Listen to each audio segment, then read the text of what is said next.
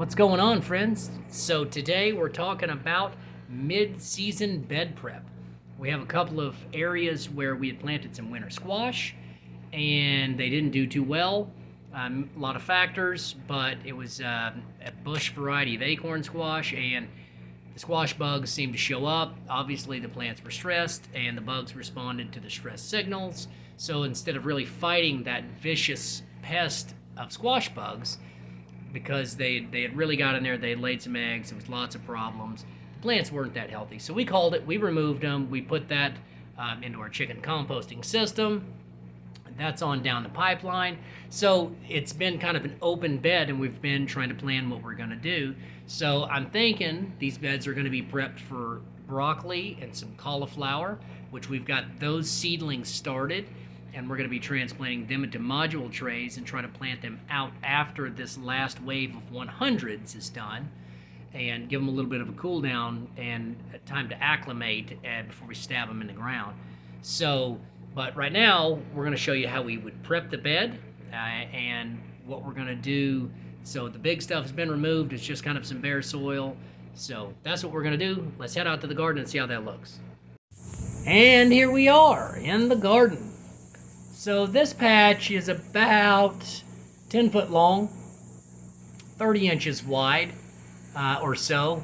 I didn't get my camera angle perfect so you could see both sides of the row, but this is a raised row system. So here I am just knocking off the weeds that may have sprouted. This bed's been left for a week or so without anything in it, so just to knock off any weeds that are germinating. And now we're going to apply a little homemade compost. We're going to put that on, and then typically we would put this on thick enough that it acts as mulch as well. But in this application, we're going to rake it around in there, since I did disturb that top soil, that top layer, and then we're probably going to add another bucket before it's all said and done and we plant in. So we're just shaping this bed up a little bit. We're going to make it to where it's not a mound, but on the top where it's rounded, we're going to make it kind of a concave instead of a convex, so that the water stays on the mound and when we water, so it doesn't run off.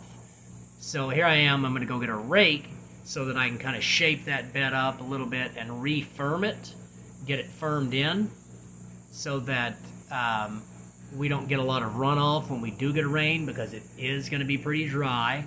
And we've still got these hundreds hanging around. So I'm just going to shape it up a little bit here. And then you're going to see us, say we bring in a microbe tea, which is, it's really a green manure tea. It's made with mimosa leaf, which is a legume tree, high nitrogen, high protein. It's got mulberry leaf and alfalfa. So that's been put into an aeration system and aerated for 3 or 4 days with a special blend of microbes, bacterial dominant system here that I'm trying to produce for these leafy greens in this broccoli and cauliflower bed.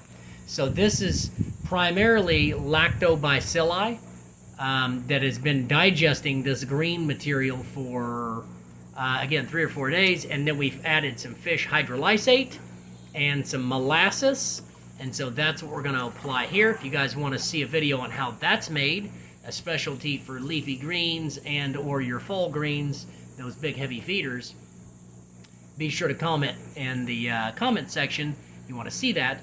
But here we are, we're just applying it liberally. We're going to give it maybe 2 or 3 gallons in the bed, and then this is going to be again covered with another layer of compost. I don't think we get that in the video, but it'll be ready for our fall transplants, which are going to go in about a week or 2. So there it is, my friends. Pretty easy.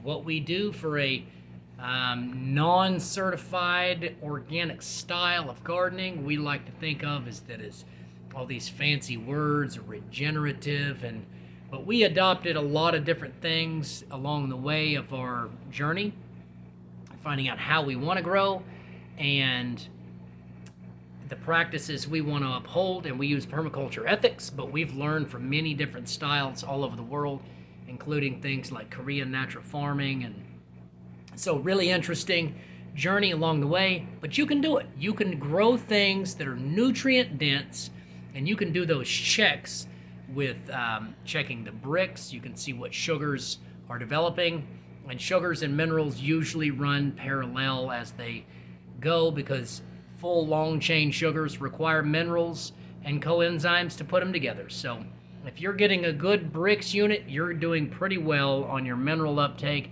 and you're getting a good nutrient dense food. So that's our methods for prepping a mid-season bed. Here's some little cabbage seedlings. Stay tuned and look for the next video on how we're going to take that little pot and plant them out into a module tray.